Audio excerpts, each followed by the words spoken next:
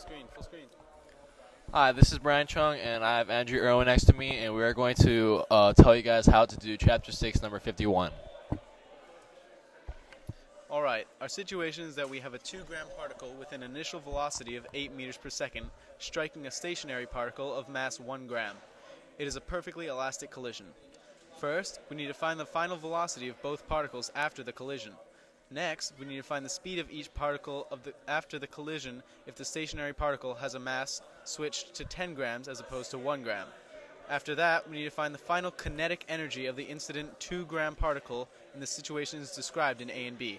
In which case does the incident particle lose more kinetic energy? Now, the question states that it is a perfectly elastic collision, which means that kinetic energy is conserved and momentum is also conserved.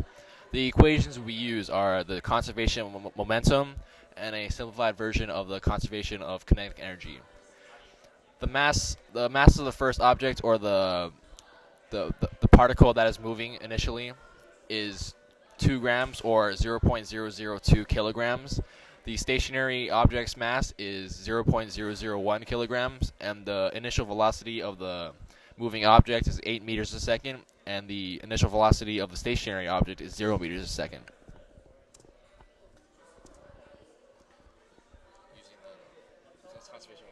Using the conservation of momentum equation, we plug in each number, including mass and velocity, and we see if they are equal. Two unknown variables. We have 2 unknown variables.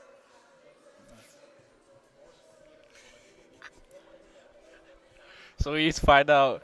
We need to find one variable in terms of the other. To do so, we use this equation and we plug in what we know. Now we must solve for V1 final, and we figure out that this is negative 8 meters a second plus the velocity of the final velocity of the second object. Now, knowing this, we can plug this into the original equation and then solve.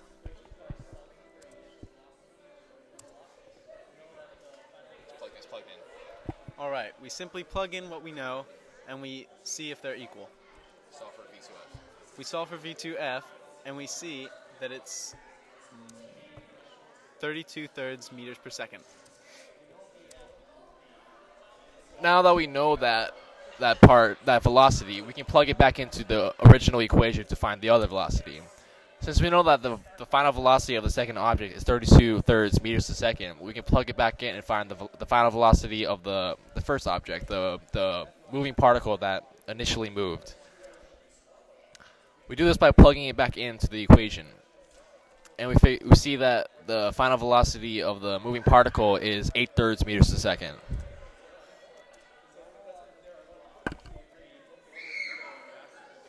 Using the same equations, we replace m2, the second mass, with 1 kilogram, which is the same as 10 grams.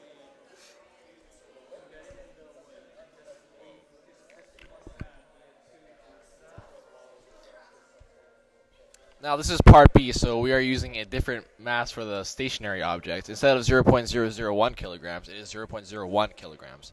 So we just get the same equation as last time, and we replace all the 0.001 kilograms with the 0.01 kilogram, and we solve for V2F, which turns out to be 8 thirds meters a second. Now this is the final velocity of the stationary object. Now that we know the final velocity of the stationary object, we can plug it back into the equation to find the final velocity of the initially moving object when the stationary object has a mass of 10 grams. We plug it back in, and we find that the final velocity of the first object is negative 16 thirds meters a second, which means it bounces backwards. Part C. For part C, we have to find the final kinetic energy of the 0.02 kilogram particle for both parts A and B. So we know that the kinetic energy equation is 1/2 mv squared. So to find the Ke final, we simply plug in all the numbers that we already know For part A. from part A. So when we know that the first particle is 2 grams and the second particle is 1 gram, we find. No. Sorry about that. Well, this is the first situation in part A. So we have a 0.002 kilogram object, and we just plug it in with the final velocity of of part A, and we find this to be 7.1 times 10 to the negative 3 joules. Now for part C, continue. We use the same equation, but instead we use the final velocity that we found in part B, which was negative 16 thirds meters a second.